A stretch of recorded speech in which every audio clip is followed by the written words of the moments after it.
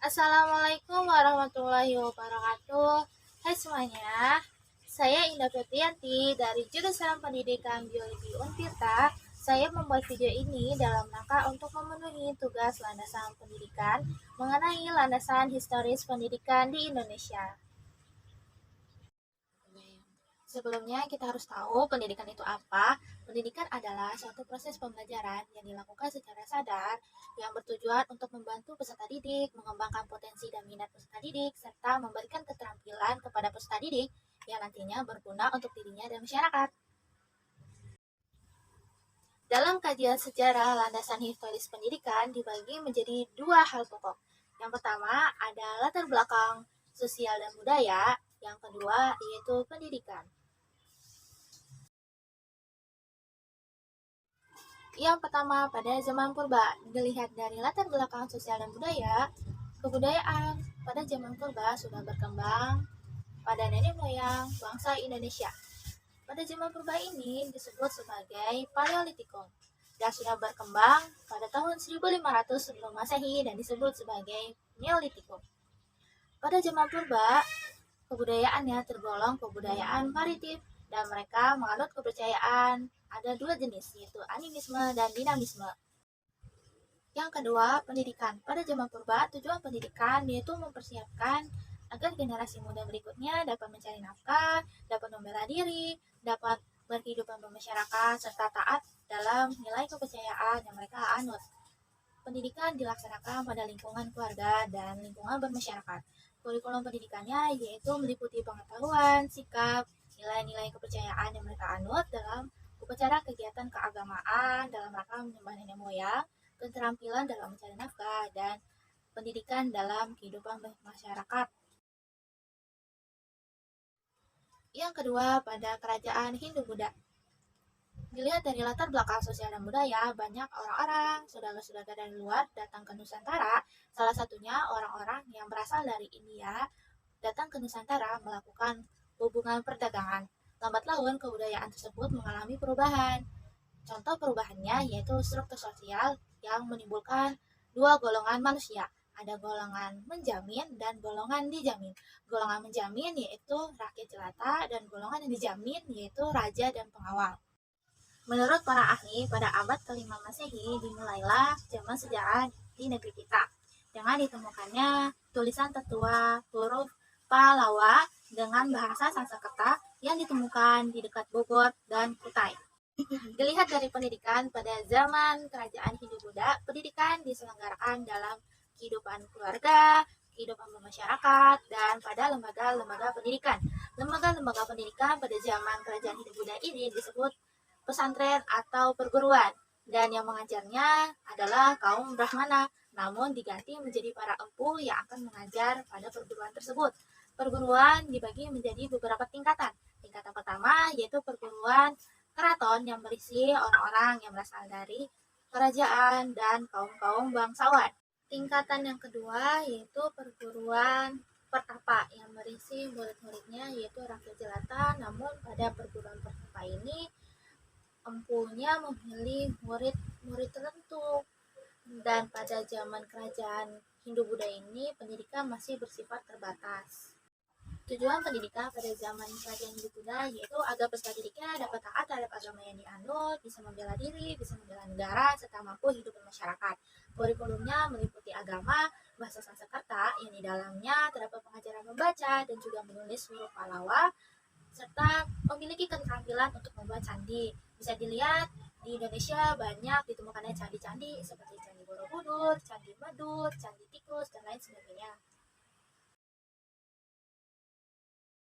Yang ketiga yaitu pada zaman kerajaan Islam. Lihat dari latar belakangnya, banyak saudara-saudara yang berasal dari luar Nusantara datang ke Nusantara melakukan hubungan perdagangan.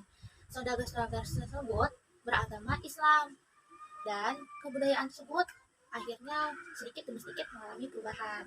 Pada abad ke-14, akhirnya banyak masyarakat di Nusantara memeluk agama Islam dan tidak lupa peran Wali Songo juga berpengaruh dalam penyebaran agama Islam di Pulau Jawa. Yang kedua dilihat dari pendidikan. Tujuan pendidikan pada zaman kerajaan Islam ini yaitu agar peserta didiknya dapat beriman serta bertakwa kepada Tuhan Yang Maha Esa. dan kurikulum pendidikannya meliputi ajaran tauhid, fikih, hadis, Al-Quran, dan yang berbau agama Islam. Yang keempat, pada zaman bangsa Spanyol dan bangsa Portugis. Dilihat dari latar belakang sosial, budaya, bangsa Portugis dan bangsa Spanyol datang ke Nusantara pada abad ke-16. Mereka datang ke Nusantara dalam rangka melakukan hubungan perdagangan dan juga membawa misi untuk menyebarkan agama Katolik. Dimulai dari situ, akhirnya lambat laun kebudayaan mengalami perubahan dan akhirnya banyak masyarakat yang memeluk agama Katolik. Dilihat dari pendidikan, pada akhir abad ke-16, setelah bangsa Spanyol dan bangsa Portugis pergi meninggalkan Nusantara, banyak yang memeluk agama Katolik dan berdirinya sekolah-sekolah yang kurikulum pengajarannya meliputi cara membaca, menulis, berhitung, dan terdapat ajaran atau pendidikan agama Katolik. Yang kelima, pada zaman kolonial Belanda.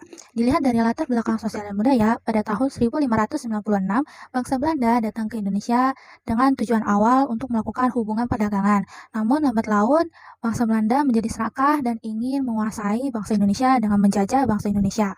Pada tahun 1602, bangsa Belanda mendirikan VOC. VOC ini sendiri dijalankan dan diselenggarakan oleh pihak Belanda itu sendiri. Semenjak Belanda datang ke Indonesia, terjadi perubahan sosial. Contohnya, adanya kolonialisme, terjadinya monopoli perdagangan, dan timbulnya strata sosial yang dilihat dari ras dan suku bangsa. Pada abad ke-20, masyarakat Indonesia sudah mulai sadar dan ada rasa nasionalisme untuk bisa bebas dari belenggu penjajahan Belanda, dan akhirnya para pemuda dan pemudi bangsa Indonesia melakukan pergerakan nasional. Yang kedua, dilihat dari pendidikan.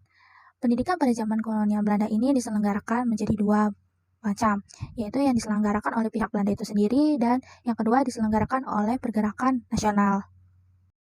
Pendidikan pada zaman VOC. VOC mendirikan sekolah dengan tujuan awal untuk misi keagamaan, agamanya itu Protestan. Terus VOC ini akhirnya mendirikan sekolah pertama kali di Ambon pada tahun 1607. Namun, pendidikan pada zaman VOC ini masih bersifat terbatas dan hanya dari pihak-pihak Belanda saja yang bisa sekolah. VOC ini akhirnya mendirikan banyak sekolah. Di Ambon saja ada 16 sekolah didirikan dan di pulau luar ada 18 sekolah. Pada zaman pendidikan kolonial Belanda ini terdapat kebijakan-kebijakan yang dimulai pada tahun 1808 pada kekuasaan Jenderal Diandros. Beliau memerintahkan bupati di Pulau Jawa untuk mendirikan sekolah, namun pada akhirnya tidak terjalan dan terabaikan. Pada tahun 1811 sampai 1816, pada kekuasaan Jenderal Raffles, pendidikan pun tidak berjalan dan terabaikan juga. Pada tahun 1816, pada kekuasaan Jenderal Renwas menghasilkan undang-undang untuk mendirikan sekolah. Namun, sekolah ini hanya bersifat untuk kaum Belanda dan pribumi yang menganut agama Protestan. Selanjutnya, pada kekuasaan Van den Bosch, terdapat kebijakan tanam paksa, dan untuk melakukan kebijakan tanam paksa tersebut memerlukan tenaga kerja murah. Oleh sebab itu, pihak Belanda memberikan anggaran kepada Jenderal Van den Bosch untuk mendirikan sekolah untuk menghasilkan tenaga kerja murah. Pada tahun 1852 didirikannya Quick School, sekolah guru yang berada di Surakarta, dan sekolah ini hanya untuk golongan kaum priai saja. Pada tahun 1803 sampai 1804 terdapat kebijakan baru bahwa pribumi boleh menjadi pegawai rendah sampai pegawai menengah di kantor-kantor. Oleh sebab itu didirikanlah sekolah HBS atau Holger Burger School di Batu.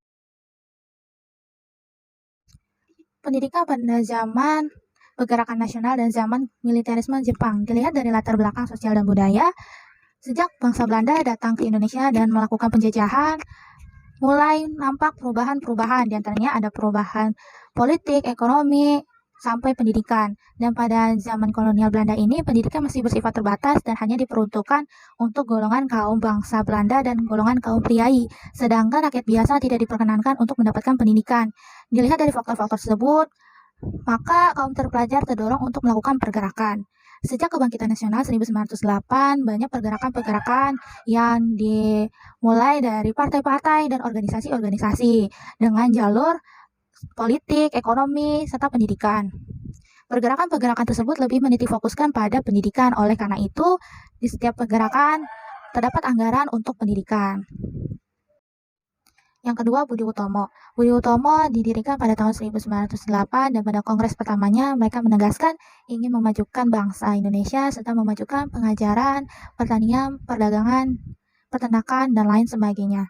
Pada tahun 1913, Budi Utomo mendirikan Darmo Woro Studi Fonds dan 3 sekolah netral yang berada di Solo dan 2 di Jogja. Kemudian mereka mendirikan sekolah kepandaian guru untuk sekolah Kartini, kemudian mendirikan normal school dan 10 sekolah kursus guru desa. Budi Utomo ini telah membuat atau mendirikan sekolah dengan jumlah yang cukup banyak, yaitu 480 sekolah yang mereka berhasil bangun.